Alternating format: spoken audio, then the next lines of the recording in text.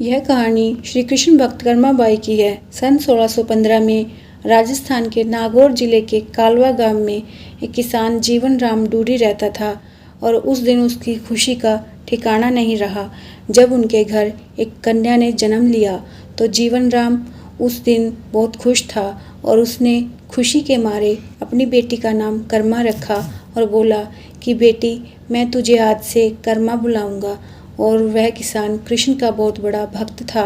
उनके घर में भगवान कृष्ण का एक मंदिर था और जीवन राम भगवान को भोग लगाने के बाद ही कुछ खाते थे और यह उनका नियम था। फिर समय के साथ कर्माबाई जब थोड़ी बड़ी हुई तो उसने अपने पिताजी से पूछा कि पिताजी, रोज़ भगवान को भोग लगाने के बाद ही भोजन करते हो? इस पर उसके पिताजी बोले कि हाँ बेटी, कर्मा, जब भगवान भोजन ग्रहण करते हैं तभी मैं कुछ खाता हूँ। और अपने पिता को रोज़ यह सब करते देखते उसका बचपन बीत रहा था। कुछ वर्षों बाद एक दिन जीवन राम अपनी बेटी से बोला कि बेटी कर्मा, मैं कुछ दिनों के लिए तीर्थ यात्रा पर जा रहा हूँ। तो इस पर कर्मा बोली, पिताजी बताइए मेरे लिए क्या आज्ञा है? इस पर जीवन राम बोले कि बेटी कर्मा, मेरे पीछे से भगवान कृष्ण की विधि पूर्वक पूजा करके उन्हें भोग लगाकर भोजन ग्रहण करना और मैं तुम्हें उनकी सारी पूजा विधि बता देता हूँ, जैसे मैं रोज़ पूजा करता हूँ, और साथ में घर का भी ध्यान रखना। इस पर कर्माबाई बोली, ठीक है पिताजी, जैसे आपने बोला मैं वैसे ही भगवान की विधि पूर्वक पूजा करूँगी और उन्हें भोग लगाकर फिर भोजन ग्रहण करूँगी और आप बिल्कुल निश्चिंत होकर जाइए। और फिर जीवन राम सारे घर की जिम्मेवारी और भगवान कृष्ण की पूजा विधि बताकर तीर्थ यात्रा पर निकल गए। और फिर अगले दिन कर्माबाई ने सोचा, भगवान कृष्ण को भोग लगाना है तो इसके लिए मैं खिचड़ी बना लेती हूँ। और खिचड़ी एक थाली में परोस के भगवान के मंदिर में उनके आगे रखती है और उन्हें बोलती है, लो कृष्ण भगवान, मैंने खिचड़ी बना दी है और आप खा लीजिएगा, इतनी देर में घर के और काम कर लेती हूँ। यह बोलकर कर्माबाई अपने बाकी के काम करने में लग गई। तो बीच बीच में आकर उसने एक दो बार देखा कि थाली में खिचड़ी ऐसे ही रखी है। तो उसने सोचा कि शायद अभी भगवान को भूख नहीं है। तो उसने अपना काम करके मंदिर के पास आकर बैठकर देखा भगवान ने खिचड़ी नहीं खाई। फिर उसने थोड़ा सा उसमें गुड़ और घी और डाल दिया और भगवान से बोली, लो भगवान जी, अब तो मैंने इसमें थोड़ा सा घी और गुड़ और डाल दिया है, तो आप इसे खा लीजिए, क्योंकि पिताजी आपके भोग की जिम्मेवारी मुझे सौंप के तीर्थ यात्रा पर गए हैं और अब वह कुछ दिन बाद आएंगे, तब तक आप मेरे हाथ का बना भोजन खा लीजिए। और बोली कि मुझे ज़्यादा व्यंजन बनाने नहीं आते हैं, यह खिचड़ी मैंने आपके लिए बनाई है, तो भगवान आप इसे खा ले, क्योंकि जब तक आप भोजन नहीं करेंगे तो मैं भी कुछ नहीं खाऊंगी। और कर्माबाई भगवान कृष्ण से नाराज होकर उनके सामने भूखी ही बैठी रही और सुबह से शाम हो गई। और फिर भगवान कृष्ण ने जब देखा कि कर्माबाई भूखी प्यासी ऐसे ही बैठी है तो मूर्ति में से आवाज़ आई और भगवान कृष्ण बोले, कर्माबाई, तुमने पर्दा तो किया ही नहीं, जब तुम पर्दा करोगी तभी तो मैं भोजन करूँगा।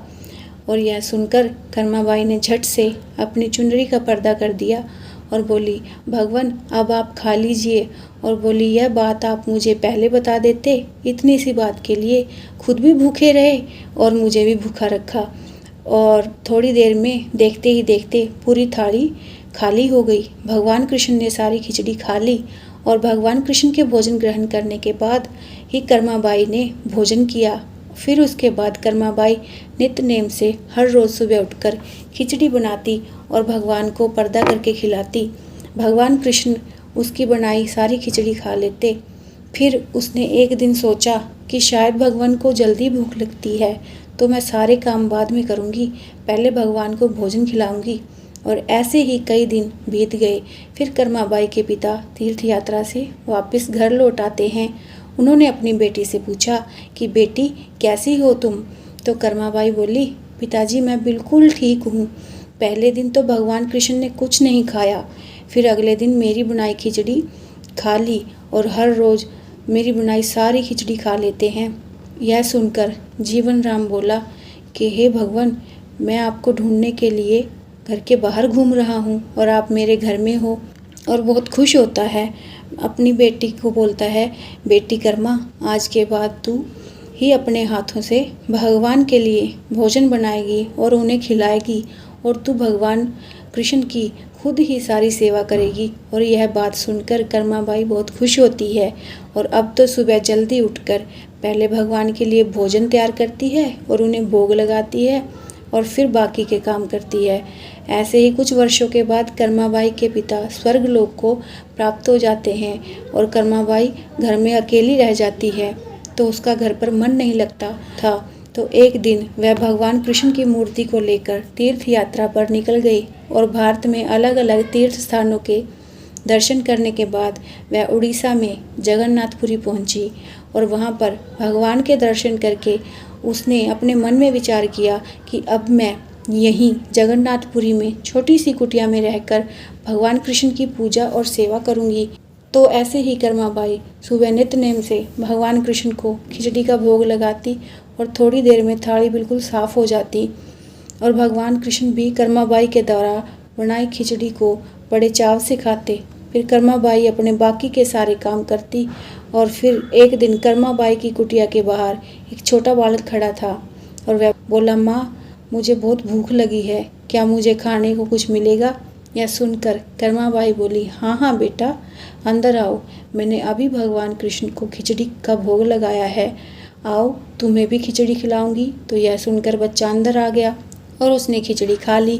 कर्माबाई को बच्चा बोला कि माँ, खिचड़ी बहुत स्वादिष्ट थी और मेरा पूरा पेट भर गया, क्या मैं कल भी खिचड़ी खाने आ सकता हूँ? इस पर कर्माबाई बोली, हाँ हाँ बेटा, क्यों नहीं, कल ही क्यों, रोज आया करो, मैं तुम्हें रोज खिचड़ी खिलाऊंगी।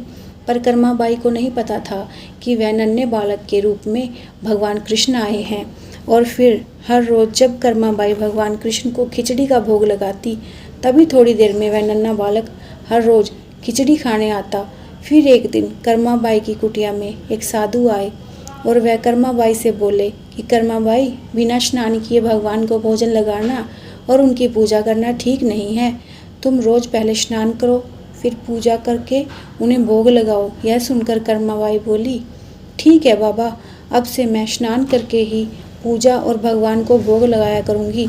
और इस प्रकार साधु की बात मानकर कर्माबाई पहले अपना सारा काम करती, फिर स्नान करके भगवान के लिए भोजन बनाती। इस तरह उसे बहुत देर हो जाती, पर वह बालक तो अपने समय पर ही खिचड़ी खाने आ जाता था और वो कर्माबाई से भोजन मांगता और कहता, माँ जल्दी जल्दी दो, बहुत भूख लगी है।